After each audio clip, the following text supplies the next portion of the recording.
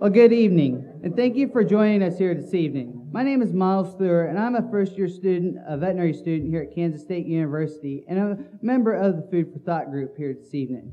In fall of 2009, a group of undergraduate, graduate, and veterinary students all got together to talk about the current disconnect between rural food producers and urban consumers. The end result was creating this Food for Thought organization, a grassroots group of Kansas State students and young alumni who seek to bridge this gap. The average consumer is currently 2 generations removed from the farm. At the same time, there is also increasing interest among consumers where their food comes from and how is it produced. Food for Thought's goal hopes to provide information about agricultures and opportunities and to discuss current food production processes. In addition to bringing speakers to campus, Food for Thought maintains a blog, Twitter account, and Facebook page that keeps the social media up to date of what's going on. There are flyers placed around this room where you can learn more about Food for Thought and how to stay connected with us. Now it's my pleasure to introduce one of my fellow colleagues, Tara Rooney. Good evening. I'm a colleague of Miles's with the Food for Thought group and also a student at the College of Veterinary Medicine.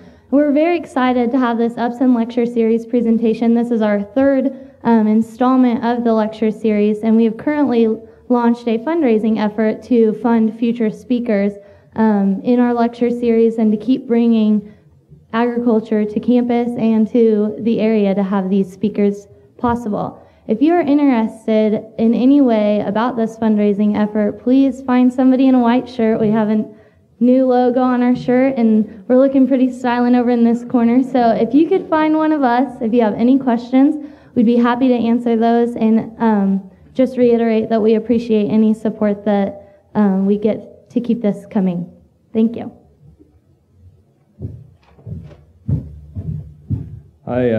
I'm Dr. Dan Thompson. I'm a faculty member in the College of Veterinary Medicine, and I serve as the person who, all I do is try to keep the group out of the ditch. They have plenty of energy within this group of students, and I think the first things first is that we need to give this, we say that they're tomorrow's leaders. That's wrong. They're leaders today. And I think that we need to give them a round of applause for putting all this together.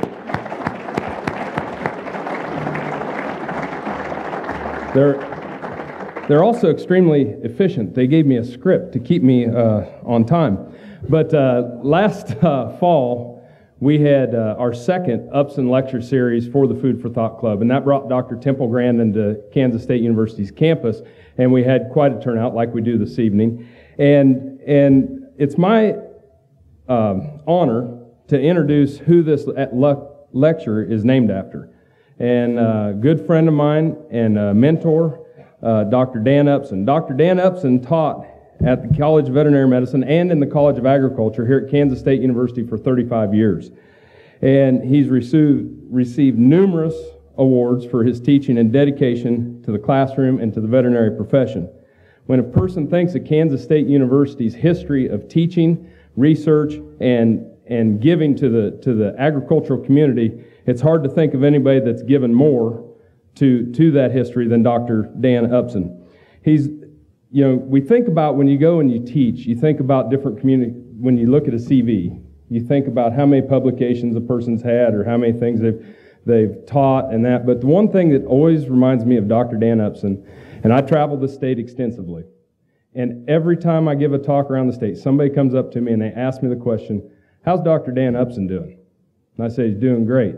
They said, "You know what? He's the best teacher I ever had at K-State." I hear that. And so as a teacher and an educator, I can't think of anything that would be more of an honor than to have that kind of thing associated. So Dr. Upson, please stand up and be recognized for this lecture series.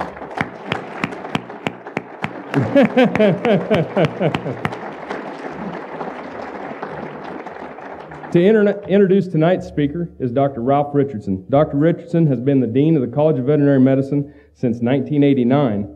He is an active member of the academic community and professional societies. He is a diplomate of the American College of Internal Medicine, and he has served the Association of American Veterinary Medical Colleges and the American Veterinary Medical Association in many capacities. He's been actively involved in activities related to workforce development in the veterinary medicine profession, and he has related many projects with food safety and security here on our campus. With that, I'd like to introduce the Dean of the College of Veterinary Medicine, Dr. Ralph Richardson.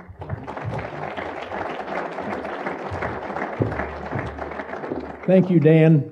Dan's got a little dyslexia. It was 1998, not 1989, when I got to come back home, but that's okay, because I actually came here the first time in 1951, the son of an animal science professor, and a student later on in the 60s under the senior Dr. Dan, and now people are beginning to ask when I go out in the state of Kansas and around the Midwest, how's the young Dr. Dan doing? And it is a pleasure to have the kind of faculty that we do have here. And what those two men represent is what happens in the real world. When you have a successful agribusiness person, a successful rancher, a successful veterinarian, not a one of those has worked independently and done it by themselves. They've worked across the disciplines with the bankers, with the school boards, and they've done the right things for rural communities. And I want to congratulate this group of students, this Food for Thought community that you all have created. Never in the time that I have been at Kansas State or at other veterinary colleges around this country have I seen an interdisciplinary group that has worked so well. And tonight was organized by the students. This wasn't done by faculty. Let's give them another round of applause for what they do.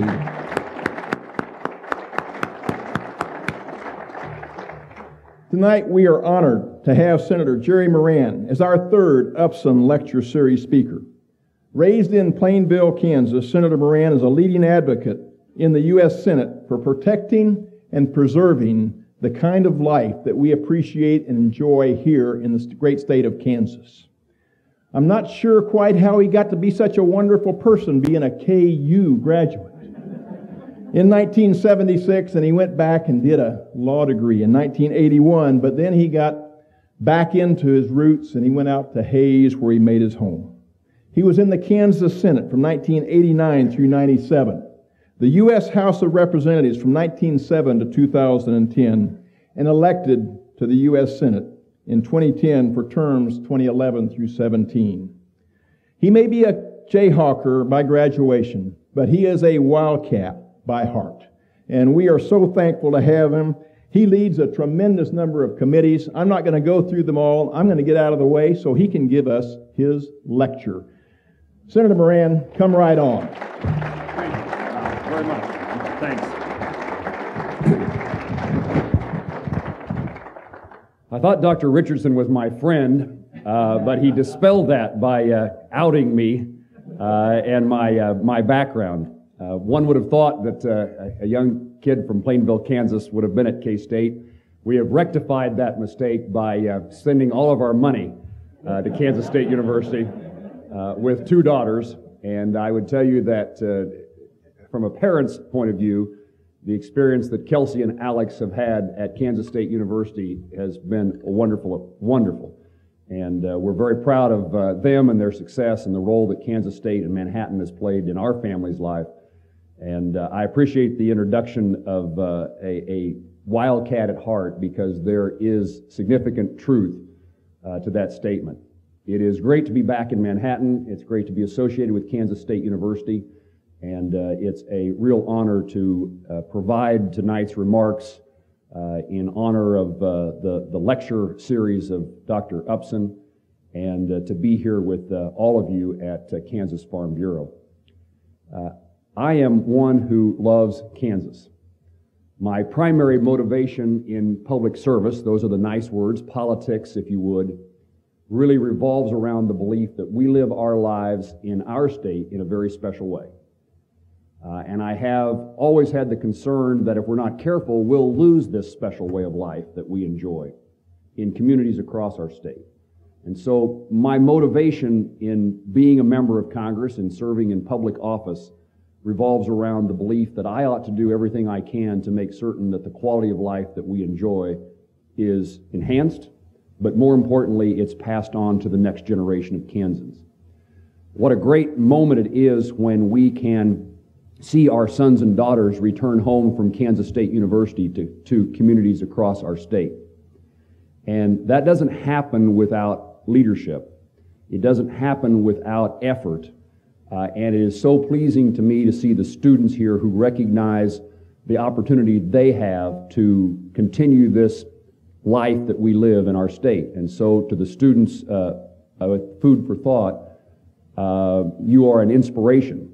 When I return to Washington, D.C., I always talk about needing to have visited with Kansans so I can get common sense before I'm in the nation's capital. But tonight, when I leave here, I will leave with this belief that we are in good hands and the future is bright, an inspiration.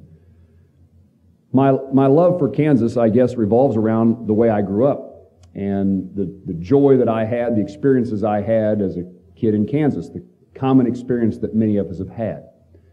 Early on in my time in politics, I recognized that agriculture is a significant key to whether or not we are going to have success in communities across our state.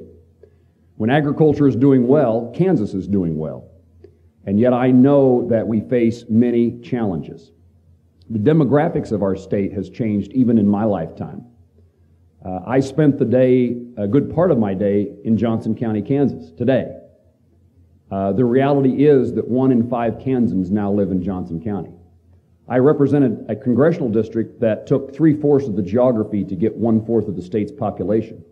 We're in the process of tabulating the census numbers that occurred following the 2010 census, and those numbers will show that that 1st congressional district will need to grow even further. And in fact, the folks in Riley County may have the opportunity to argue against being put in the 1st district one more time. But it is the reality. The demographics of our state have changed such that the connection to the rural part of our state is diminished. That doesn't mean we don't have the opportunity to have great things happen, and I have no complaints with the folks in Johnson County, but I think it is incumbent upon us to express to them the things that are of value to us and to develop that relationship, that friendship, that understanding east to west, north to south. Kansas is really one state, and we are tied together. And in fact, when you are, for example, in Overland Park or Olathe or Lenexa, you are talking often to the students, to the kids of the children of my former constituents in the 1st District. They come from Colby and Ulysses and Pratt and Goodland and Hayes. It's where our kids went to find employment. That's a great thing in a sense. It's disturbing that we have fewer jobs and opportunities in places across western and rural Kansas. But the good news is they're still Kansans, and they still have that background that they obtained in growing up in our state. But early on, it was my conclusion that if we're going to have success in Kansas, agriculture has to be successful. And so we set out to make agriculture a mission and to do the things that we can do in our nation's capital to see that the voices of farmers and ranchers are heard. The challenges we face, I think, are related to the demographics, and they're related to our country's finances. They're related to the changing world in which we live in. Most of us grew up with the understanding of what happened at the local elevator was pretty important. But the reality is what happens in Tokyo is almost as important today as what happens at the courthouse at home. What happens in Washington, D.C. affects the lives of everybody in our state and certainly every agriculture producer. And so we have an obligation, if you believe in the quality of life in Kansas, to communicate what's important to us and to reach an understanding with those who don't necessarily understand us or understand us less than we'd hoped. The challenges I see out there for agriculture, financial. There is always a challenge to earn a profit on a farm in Kansas. It's annoying to me to listen to my colleagues in Washington, D.C. talk about how great things are in agriculture today because of high commodity prices. Normally, high commodity prices mean that we didn't have a crop to sell. Normally, high commodity prices mean that we already sold our crop. And often, high commodity prices are accompanied by higher input costs, and the margins are even narrower. And yet, when people look at the on-the-farm revenue, the commodity prices, they have an impression that things are awfully good in agriculture. But the finances of our country will affect the next farm bill in a significant way. And there will be many changes to that farm bill, but already, in the time that I've been in Congress, despite our advocacy, I've been involved in the public policy behind 2 farm bills. In the first Farm Bill in 2002, 24% of the Farm Bill was commodity title spending. In the 2008 Farm Bill, 24% is now 12.5%. So only 12.5%, just slightly more than 10 cents of every dollar, is spent on items that are important directly related to production agriculture. And yet we are dealing with something called a Farm Bill. Farmers often get the blame for multi-billions of dollars being spent on farmers. The reality is their portion is very small. This last Farm Bill, the numbers dropped to 12%, 12.5%, and the corresponding increase was in food stamp and nutrition programs. Not unimportant issues, but now 74% of Farm Bill spending is related to food stamp and nutrition programs. It is a very urban and suburban Congress, and in many ways what we know as a Farm Bill has been hijacked by those who have other priorities for how the money is spent. The good news from that perspective is that, in my view, the success of agriculture will be a lot less determined by what the content or the amount of money spent in a Farm Bill is. The place that, in my view, we have to focus our attention is on opening markets, creating opportunities for agricultural exports. 42% of what we produce in Kansas is exported outside the United States. Occasionally people will tell me, why don't we just quit dealing with the rest of the world, and why don't we just take care of ourselves? And if I'm in the right frame of mind, I would respond, what 42% of Kansas agriculture, what 42% of the acres do you no longer want to produce agricultural products on? Oftentimes I've had farmers, particularly in the drought, tell me, why can't we get a CRP program that just pays us not to farm? And I understand the interest in that topic, but think what happens to agricultural communities, what happens to rural communities across our state if there's not success, if there's not production agriculture and success in that production agriculture? What happens when there's no farm implement dealership? What happens when there's no grains and feed store? What happens when there's no Servitech or other professionals? The grocery store disappears, the car dealership disappears, and we see the continual trend. And so when we talk about living within the United States and only dealing with our own issues, we begin to see even further erosion of rural America. We will face tremendous challenges when it comes to Farm Bill spending, but the good news is we will have the fate of agriculture determined by something else other than the whim of Congress. It takes markets, and we need to pursue those aggressively. The challenges we face also include the cost of production. And our needs are great when it comes to the things that ought to be done in America to see that production agriculture succeeds. The environmental and regulatory scheme that agriculture faces is probably the greatest threat, in my view, to the future of success of agriculture.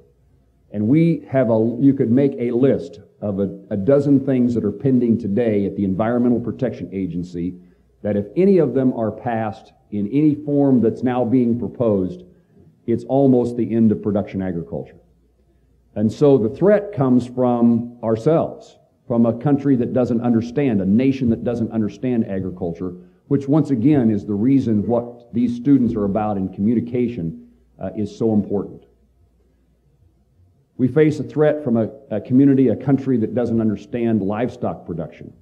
The fact that California would pass a referendum that describes the size of a cage in which chickens can be raised for purposes of egg production. The animal rights activities are a great threat to production agriculture. And I assume that these people in many instances are well-meaning. The advertising that we see on television draws people in, and they want to be humane to animals.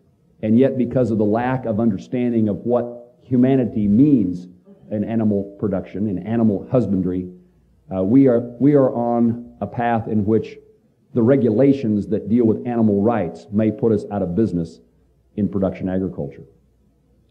Most of my colleagues in Washington, D.C. in the House, and I'm learning my colleagues in the Senate, come from urban and suburban places. They have almost no understanding of what it means to produce a crop.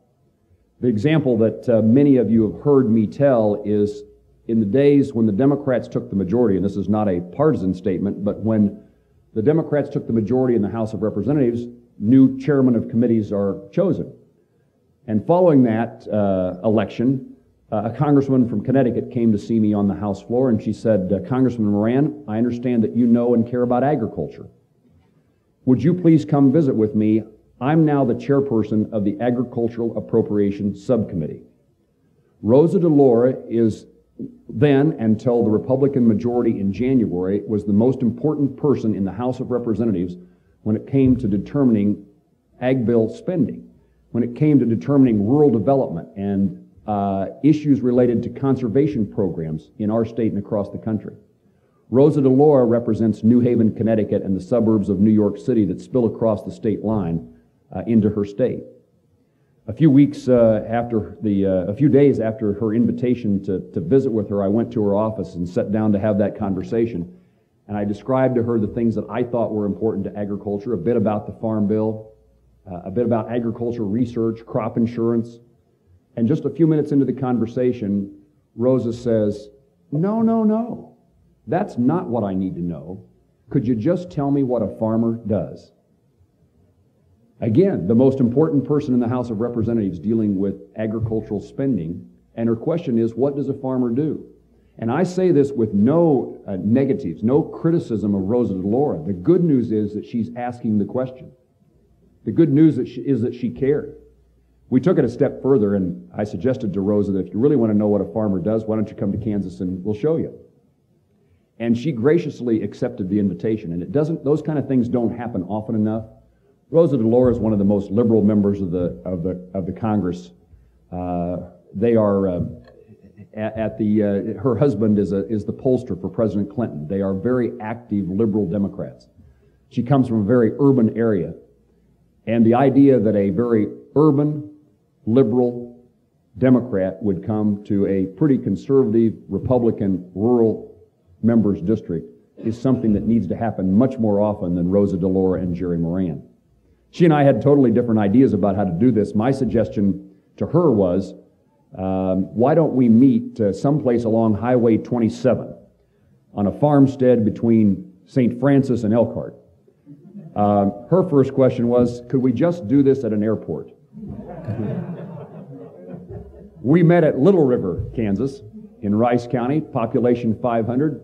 We met for lunch at Cheryl's Cafe and had cheeseburgers and coconut cream pie. And I was pleased to see that Rosa DeLaura was not a vegetarian. Kendall Hodson, a local farmer south of Little River, was there at lunch, and he helped Rosa get in his old pickup. He went by the elementary school and picked up his own kids, and they headed out to his farm south of Little River. We were joined by his neighboring farmers. We were joined by folks in the community who came to see this lady, this congressman from New Haven, Connecticut. We spent the afternoon on Kendall's farm with him and his neighboring farmers explaining what this piece of equipment is, what this crop is. It was a great experience. We took Rosa into town. She saw her first USDA office, first time she'd ever seen the inside of an FSA office. Wouldn't that be great, farmers, if you've never had that experience? She saw the Rice County Hospital, never seen a hospital so small. K-State helped us. The next day we had lunch at Yoder at Carriage Crossing, and we talked about agricultural research and nutrition programs. Rosa's interest in agriculture is related to feeding hungry people. And the idea that we could connect with her by the research that goes on here at Kansas State University and the programs we have to help increase production and the programs we have to help increase the distribution of food here in the United States and around the world was something that Rosa cared passionately about, and she saw the connection between what happens at Kansas State University and her great interest in feeding hungry people. Probably the highlight of the trip was that afternoon. We had 4 4-H kids at the Kansas State Fair spend the morning showing her their exhibits. There is no better advocate, no better spokesman for agriculture, for farm life, than 4-H kids. And it was a great connection. We had the opportunity to wander the fairground. We ran into Kenny Knight. Kenny Knight was then explaining to her about his livestock production operation and discovered that his high-end cuts of beef are sold in the grocery stores in Connecticut. Her consumers were buying Kansas beef, and Kenny Knight made that connection for her. We then ran into the Associate Dean of the College of Veterinary Medicine, in which we discovered, I didn't know this, but Kansas State University is assisting the state of Connecticut in veterinary medicine. So we had the opportunity to demonstrate something that's important and to indicate that what happens in Kansas is important to someone who lives and cares about Connecticut. We define those opportunities day in and day out. And it's important to do that here in Kansas as it is important to do it across the country. So I'm an optimist about the future. I believe in the state of Kansas and its people. I believe we have a way of life that's worth fighting to preserve. And I believe that if we do the things that we should do as citizens today, as those of us who care about production agriculture, we can have a bright future. Every farm bill that I've been involved in, the time that I would know that we've developed the right agricultural policy in America is when I see sons and daughters return home to farms across our state. Then we will know we have done the things that are right. I've explained this before. I care about agriculture because, for the reasons I just said, but it's such an important component of our economy. And if you care about rural communities in our state, you need to make certain that agriculture succeeds. But I care about agriculture for other reasons as well. And one of the primary ones is it's one of the last professions in which sons and daughters can work side by side with moms and dads, and side by side with grandparents, grandmothers, and grandfathers. And if you look at the history of our state and the history of our nation, we are who we are today because of the ancestors who settled this state and started tilling 160 acres. It makes us who we are, whether we're farmers today or not. Along the way, many of us lost that on-the-farm experience. My grandfather and his two brothers couldn't make it on the farmstead south of Opie in the 30s. But I am who I am because there is producers, there's agriculture, there's farmers in our family. We have a different sense of what's important. And that opportunity to work side by side with your parents and grandparents is the way that we historically in this country have passed on to the next generation our integrity, our character, our love of life, our understanding of what the true meaning of living life is. And if we lose the opportunity in the state of Kansas in which those sons and daughters can work with moms and dads and grandparents, we will have lost one of those last opportunities in which we have that chance to pass on something that's very important that makes us who we are. So while agriculture is important economically, it is important to who we are as a people and who we are as human beings. And why I would say that what happens in our nation's capital is important, I am a believer that we change the world one person, in my view, one soul at a time. And it happens in rural communities across our state, on the farmstead, in churches, in our classrooms.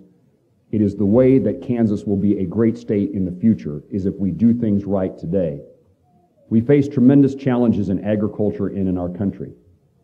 In my view, the primary responsibility of me as a member of the United States Senate, but all of us as citizens of this country, is to make certain that we pass on to the next generation of Americans, those we know, our kids and grandkids, but equally important, those we've never met, the freedoms and liberties that are guaranteed by our Constitution and the opportunity to pursue the American dream in rural America and beyond. I'm honored to be with you tonight, and I'd be glad to respond to any questions that you might have or any suggestions. Thank you very much.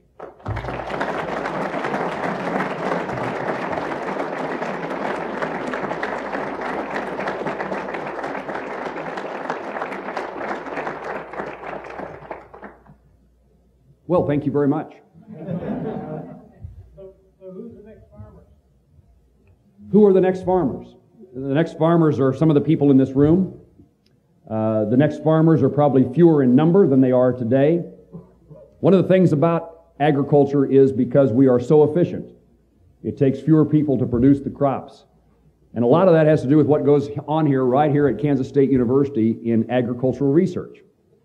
And while it's a troubling thing, I wish there were more people who had to earn their living in agriculture. The reality is that we feed a hungry world because we can produce more.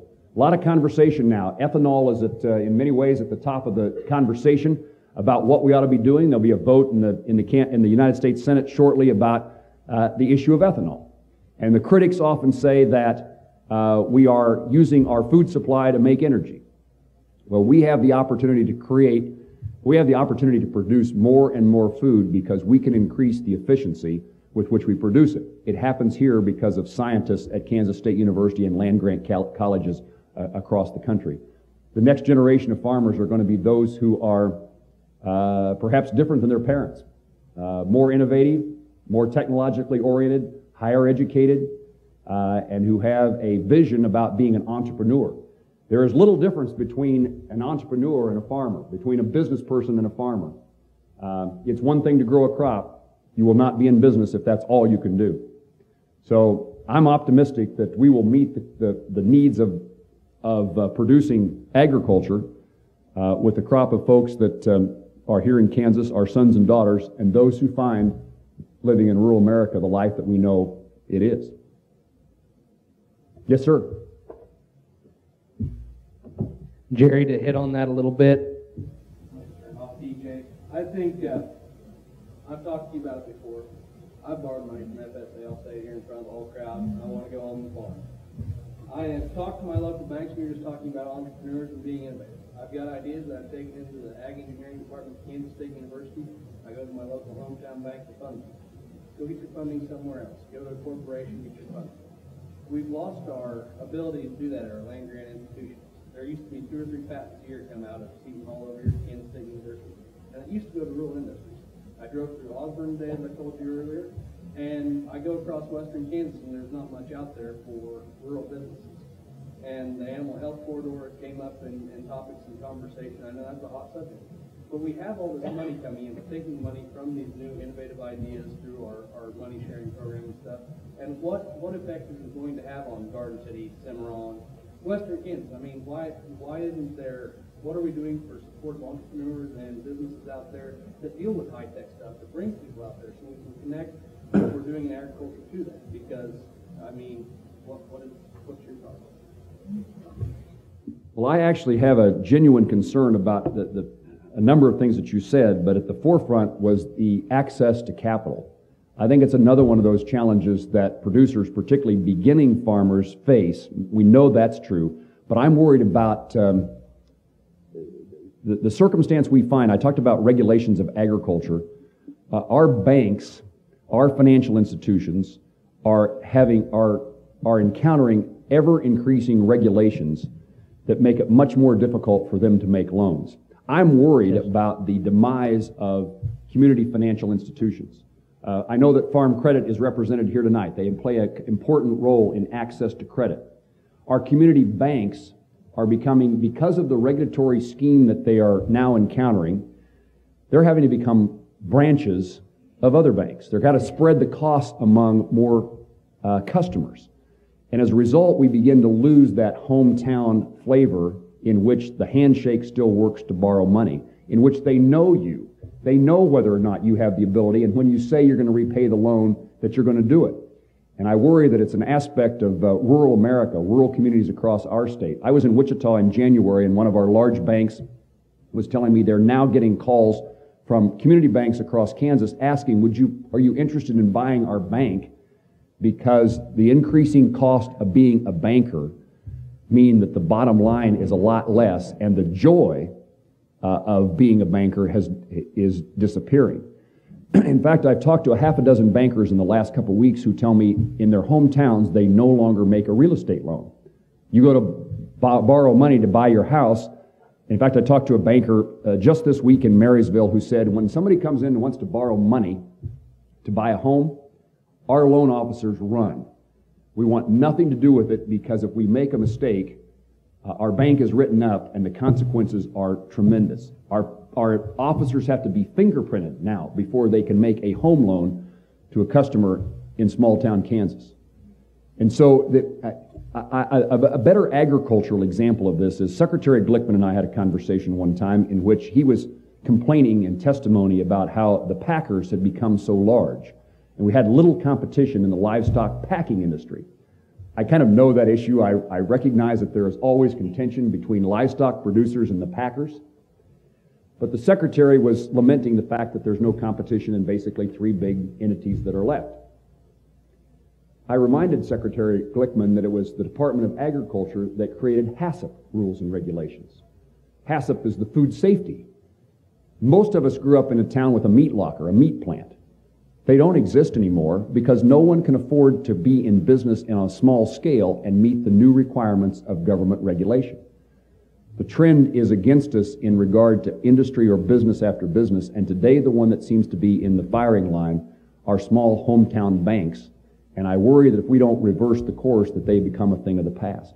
So your access to credit, I think, is a challenge.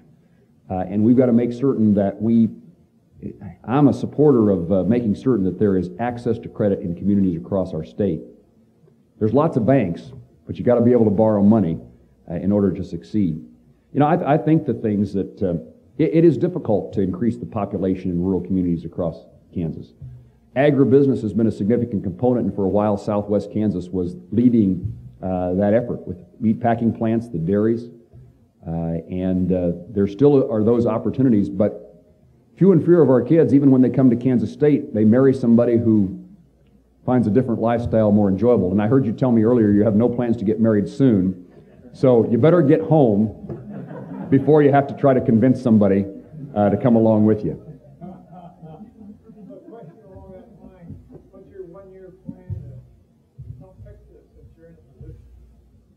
Well, I like the thought that I'm in a position to fix it. It would be great if there were only one senator instead of 100, and there was not 435 House members and a president with an administration. But thank you for the promotion that we can fix things.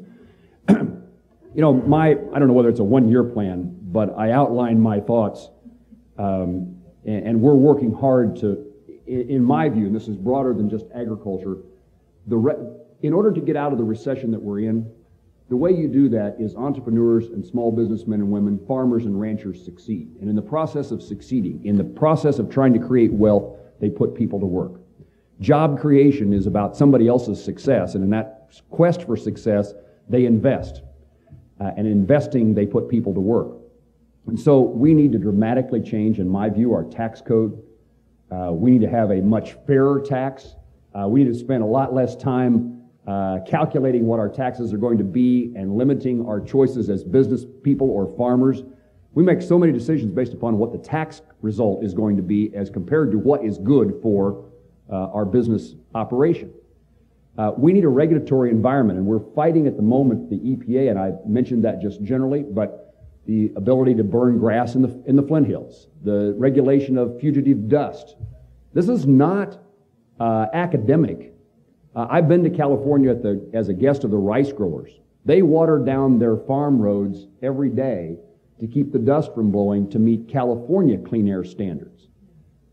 If we start regulating agriculture production in Kansas and you can only plow your field on the days the wind is blowing less than 10 miles an hour, there is no hope for the next generation of farmers. Greenhouse gas regulation. The most damaging piece of legislation, in my view, that ever passed the House of Representatives while I was there was cap and trade. And it's damaging generally, but it's especially damaging us in rural America. The cost of production of electricity by our rural electric cooperatives, which generally use coal, would increase dramatically, but on-the-farm income would diminish significantly in that fertilizer prices go up, natural gas prices go up, diesel fuel costs go up, and so just the direct cost of being in business as a farmer increases. But also there's a component that's, in my view, hardly ever talked about. What happens whenever the ethanol plant decides it's cheaper to be in business in Mexico? What happens when those meat packing plants that we sometimes like to criticize decide they're better off packing beef in Brazil?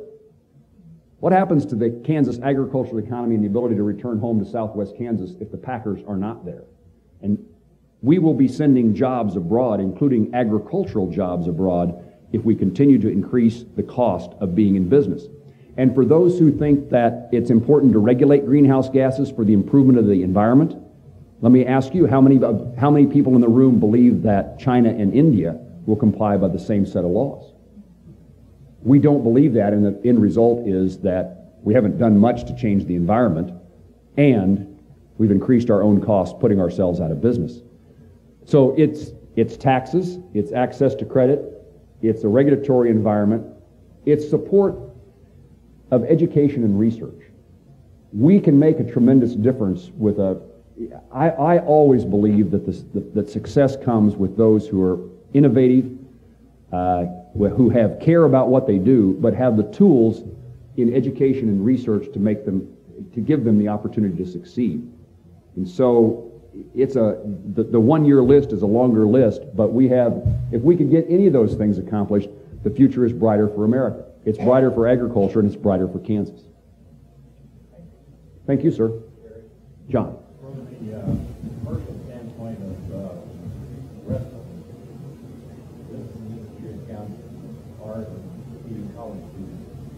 The trend across the country is through farm tables, and we have farmers markets where retail. We don't have farmers markets for commercial. Like we had our opening last Saturday. I could go there and buy everything in that farmer's market, and it wouldn't serve one half of the meal on one day for our students. And there's a desire to buy more of those types of products, but we can't get them. They're not available. And I think it goes back to what we were talking about. It seems to me it's an opportunity, instead of having thousands of acres, you can have someone growing these crops on maybe 20 or 30 acres and selling them commercially. That would be the fresh that the students are asking for, the customers are asking for, the restaurants are asking for, the chefs are asking for, and I think it goes back to the education. I hope there's some way in the ag bill or something that you can channel something that people can see as an opportunity. I'm not sure that you all heard that, but John was promoting the idea of opportunities for organic and homegrown agriculture to meet the needs of consumers. It's a good point to make, which is none of agriculture will be successful if you're not growing products that are desirable by the ultimate consumer. And I think sometimes production agriculture may discount the kinds of things on small farms and farmers markets. And again, I think we ought to allow the consumer to dictate, and what consumers buy sends a message to farmers as to what they should produce. And there are lots of farmers and farming opportunities, production agricultural opportunities, to meet what we're now called niche markets, but it's a growing niche market in which, and I've been to grocery stores in Washington, D.C. We don't live there, but I've been to grocery stores, and their marketing is totally different than what you see at Dillon's or grocery stores across Kansas. Their marketing is about homegrown, organic. It's about healthy food. And there is a whole set of consumers out there that are looking for that opportunity. Our circumstances in Kansas are somewhat different. I've often told my colleagues in Washington, D.C. that where I come from, economic development is often whether or not there's a grocery store in town. They don't understand that either, but it is very much the basics. In our urban cities, the way that, and the prices that those products bring are enhanced, which creates greater opportunities for profit. We're Yes, getting sir. some really great questions here. For the sake of capturing them on the camera as well, the questions, I'm going to go ahead and have the question asker speak into a microphone. I intruded upon your roving mic. I'm sorry. Hi. Okay, I had a question about your definition of success for the Farm Bill was when, quote, our sons and daughters would start moving back to rural areas. But isn't that kind of unrealistic since farmers have to get bigger in order to like access economies of scale and afford like more expensive equipment and stuff, and so farms have kind of started like combining. And I mean, rural areas in the last census, metro areas grew like significantly faster, and those across the nation. And so I just kind of wanted to know if that was kind of not an unrealistic goal, I guess. It's not the norm, and it's not going to happen as often as it did. The laws of economics, the laws of supply and demand suggest that larger production, the more efficient. Our farmers, it's my point I was attempting to make when we say that what happens in Tokyo or what happens in Australia or New Zealand or France or Canada impacts us much more than ever in our lives before. And that is we compete, farmers in Kansas compete in a global economy, and the necessity is that you are efficient so that you can meet world needs and compete with farmers elsewhere. One of the challenges we've always faced, and the reason that a farm bill has been important, is that our farmers in competing countries receive significant more support, financial support, than they do in the United States.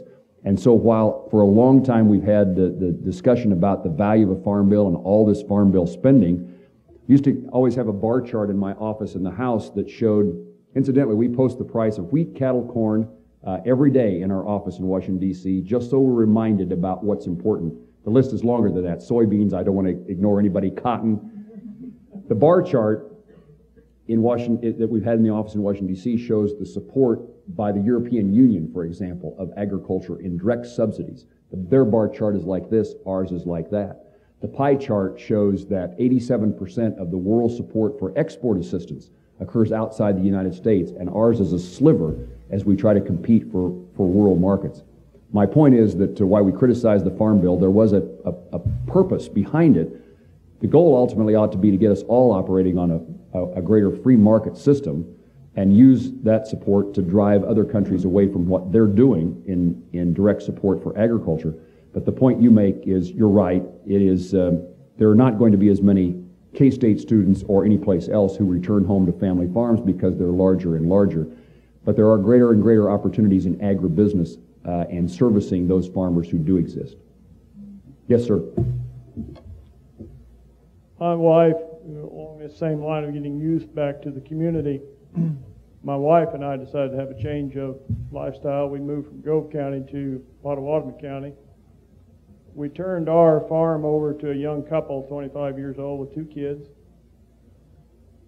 Basically sold them a quarter of ground, turned their entire operation of approximately 6,000 acres, owned and rented ground, over to them. They are not able to borrow the money to run that. How do we fix that problem? The costs for them to operate fertilizer, fuel, seed is so extensive, and they're not able to get a line of credit from local banks. FSA will not back them because they are not, they hit the limit on the young beginning farmer money. And basically, my wife and I had success at this farm, and this young couple have the energy to run it, but can't get the finances to do it. More and more,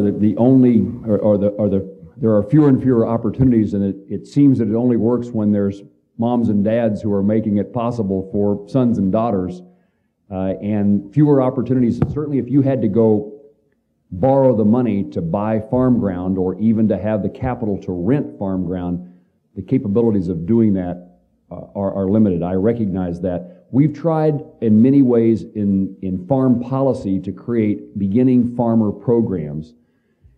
Too often, it gets capitalized into the value of the farming operation and the land, and there has, to my knowledge, there's been no great success in any program that makes it easier for, and in my view, kind of the last thing any farmer needs is more debt.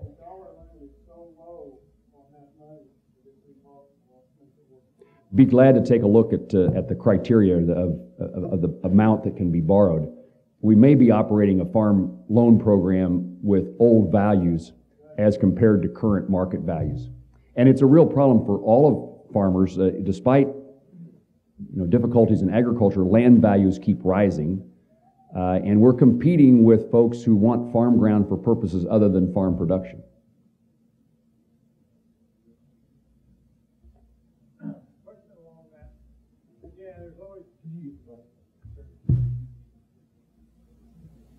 Yeah, it's one thing, there's always issues about land value, but there's also issues about mineral value, oil, and limestone around the, where farms are. What are your thoughts on that?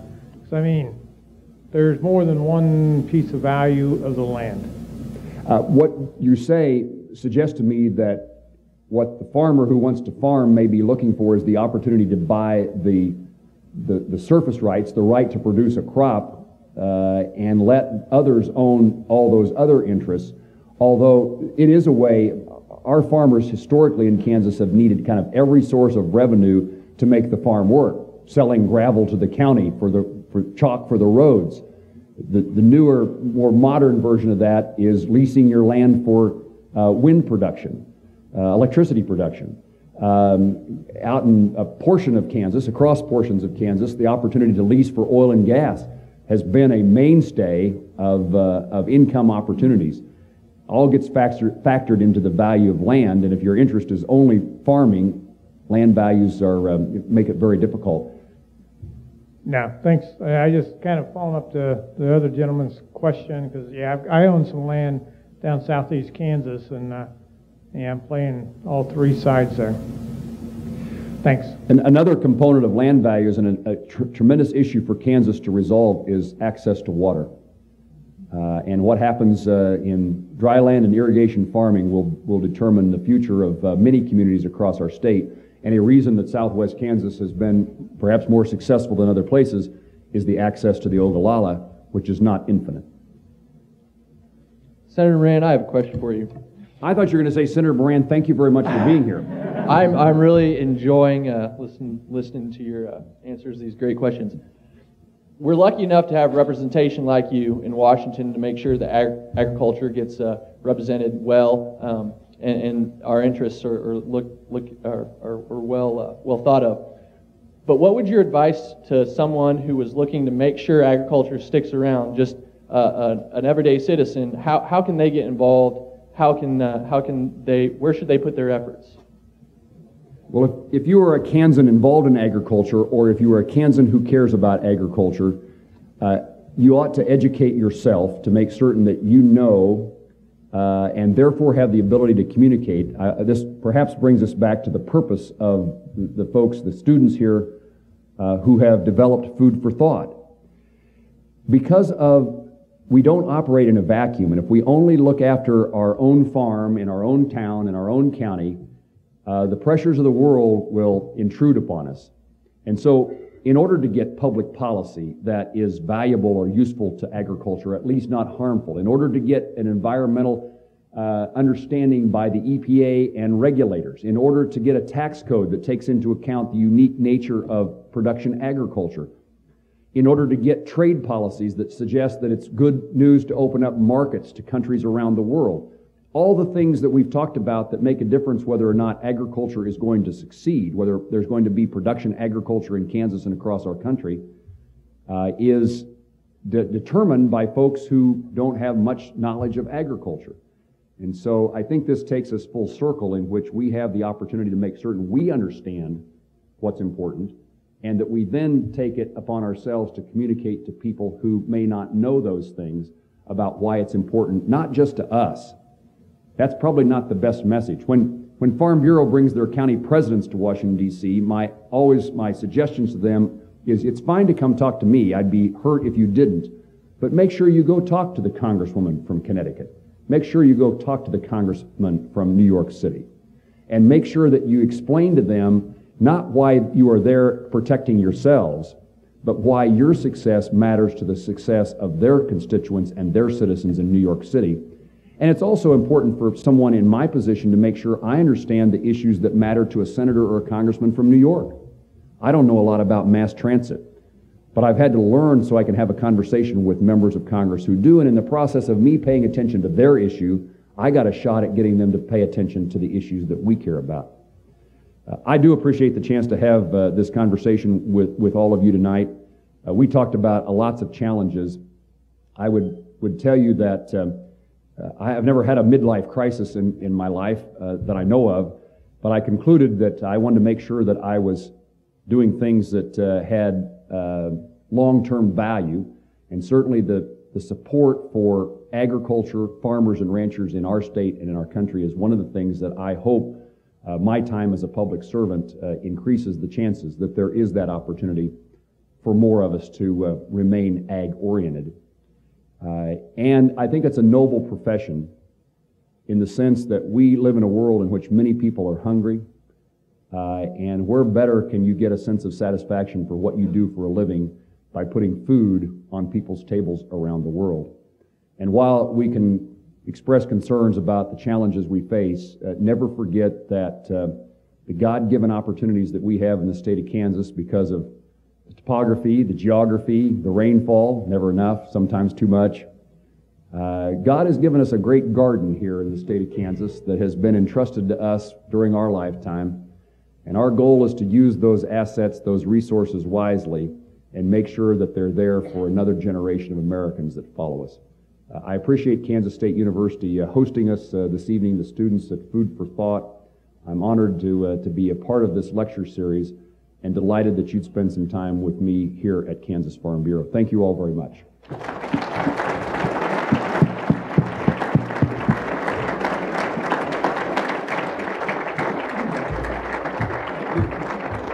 If we could have you back up here, we want to make a little presentation to you.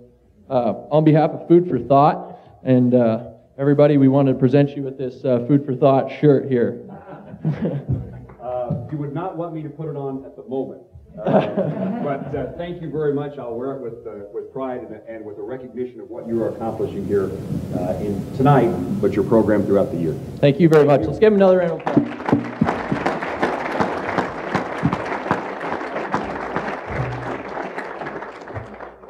Just to wrap things up, I'd like to thank Senator Moran again for being here. We couldn't be prouder to have him here to be the third speaker for the Upson Lecture Series.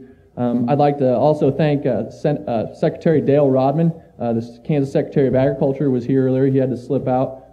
I'd like to thank everybody who came. You guys are part of what makes the Upson Lecture Series so great, and we hope to continue its greatness.